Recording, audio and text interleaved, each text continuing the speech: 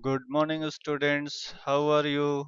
I hope you all are fine and staying home to keep yourself safe from COVID 19.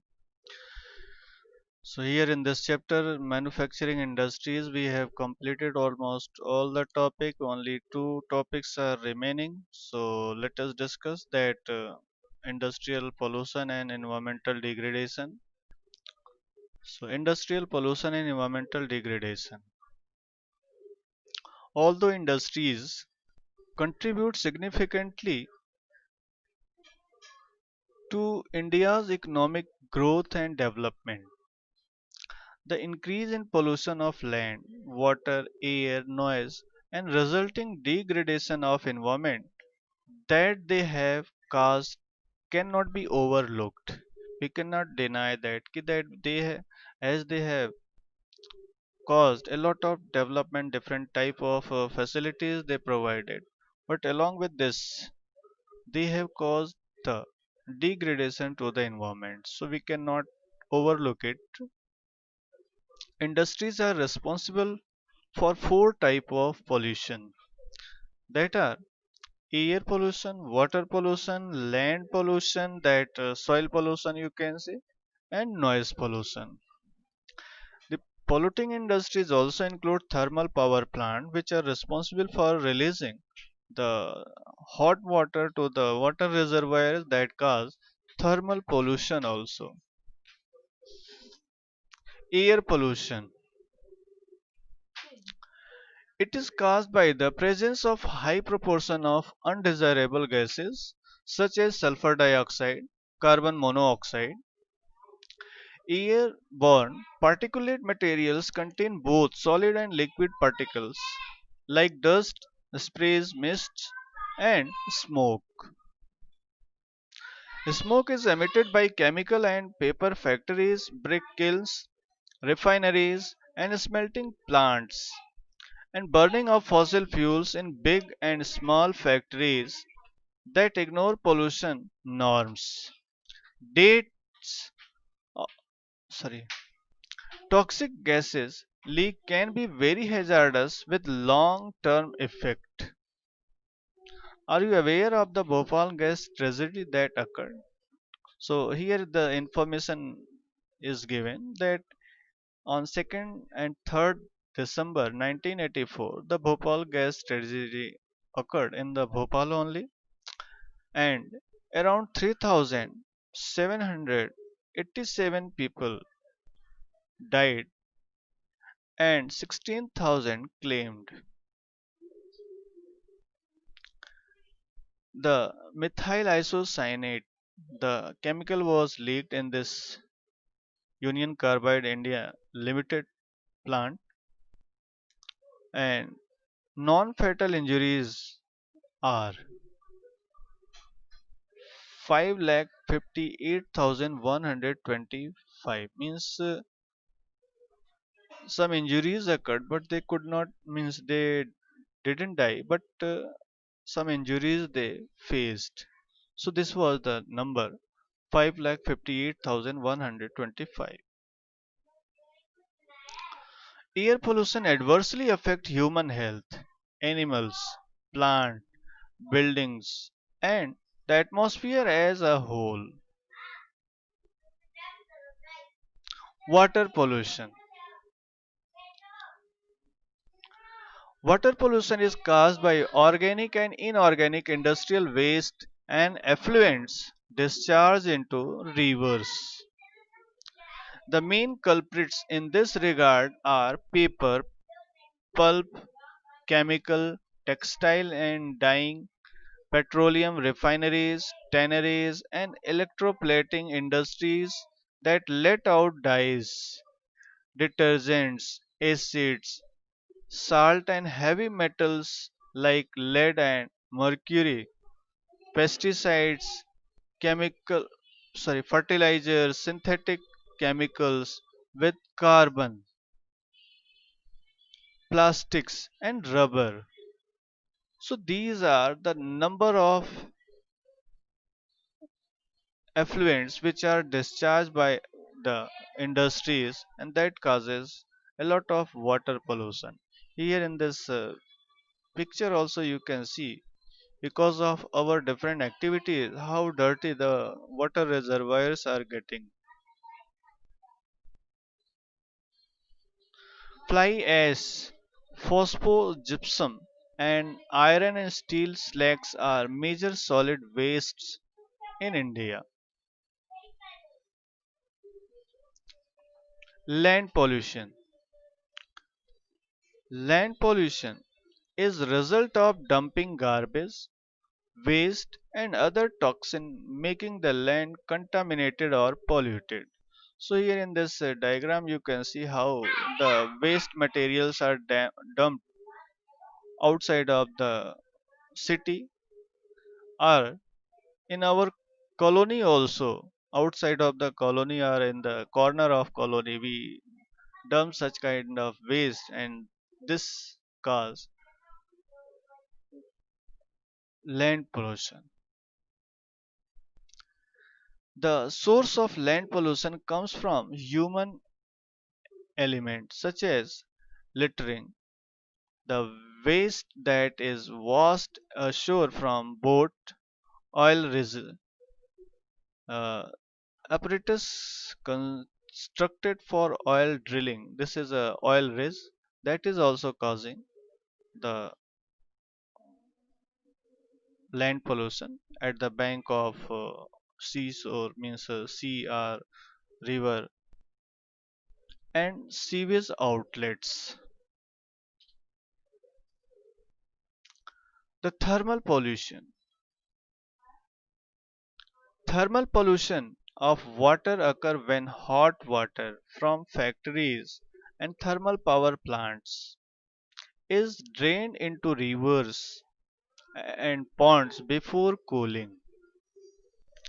What should be the effect on aquatic life? So such temperature changes may result in thermal shock to aquatic life, cause reproduction difficulties and lower disease resistance. Waste from nuclear power plant, nuclear and weapon production facilities cause cancers, birth defects, and miscarriages. Soil and water pollution are closely related because water we get from the land, and the upper layer of the earth's surface is the land, and there only we get soil. So both are closely related. Dumping of waste, especially glass, harmful chemicals, industrial effluents, packaging, salts, and garbage render the soil useless, make the soil useless. Rainwater percolates to the soil carrying the pollutants to the ground, and the groundwater also get contaminated due to such pollution. Noise pollution. See how number of ways we are creating noises. Noise pollution not only results in irritation and anger, it can also cause hearing impairment, means forever impairment, deaf condition can be brought, increased heart rate and blood pressure, among other psychological effects. Unwanted sound is an irritant and a source of stress. Industrial and construction activities, machineries, factory equipments, generators, saws, and pneumatic and electric drills also make a lot of noise.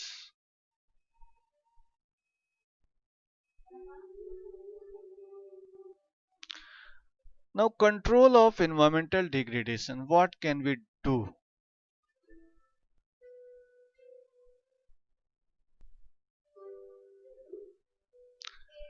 Every liter of wastewater discharged by our industry pollutes 8 times the quantity of fresh water. 1 liter of water pollutes 8 liter of fresh water. So how can the industrial pollution of fresh water be reduced? So here in your NCRT book some suggestions are given. Minimizing use of use water for processing by reusing, recycling it in two or more successive stages. Harvesting of rainwater to meet water requirements. And treating hot water and effluents before releasing them in rivers and ponds. So as here first point is saying that minimizing use water for processing whatever different process is there like washing of different things, so that work can be done by recycling the water in two or more successive stages, like cooler water we can throw to the plants, the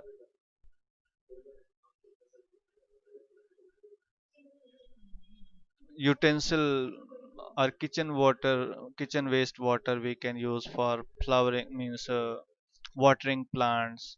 So this way reuse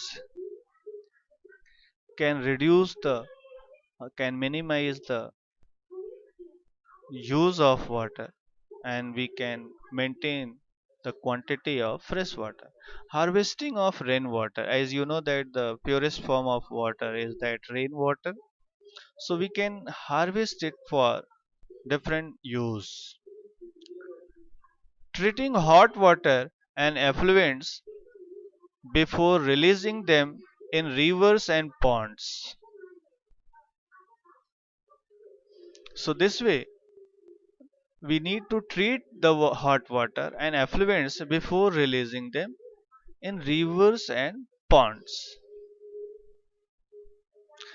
Treatment of industrial effluents can be done in three phases. Primary treatment by mechanical means.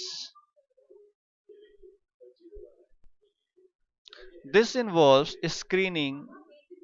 Screening means removing the larger particles from that liquid waste, then grinding whichever the smaller particles which are along with the water and can be crushed, so grinding is done, then flocculation means mixing the water so that the whatever the grinded part is there that can be intermixed and up to some extent that dissolve in the water, and whichever the remaining part is there that will sediment means sedimentation is done. And then secondary treatment by biological process. So here some uh, insects, bacteria are used to clean the water. And tertiary treatment by biological, chemical and physical process. Here we are trying to make it to the purest form.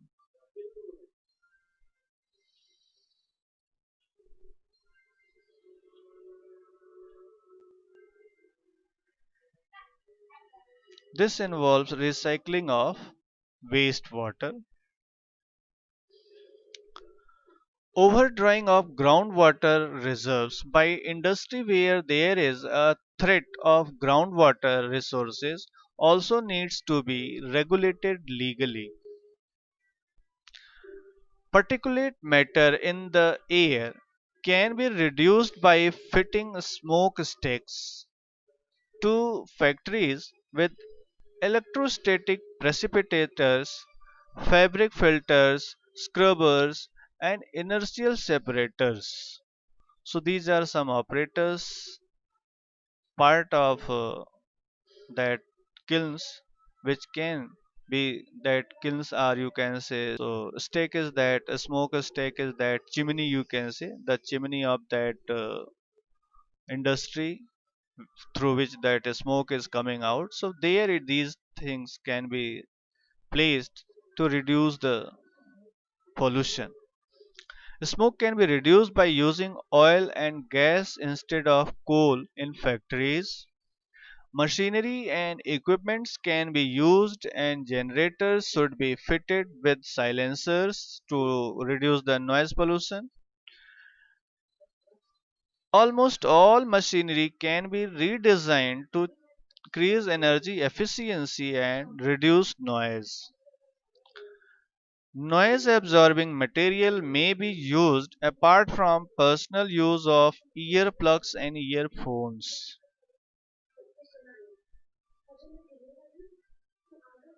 Like some people like to hear the loud sound of music and other things.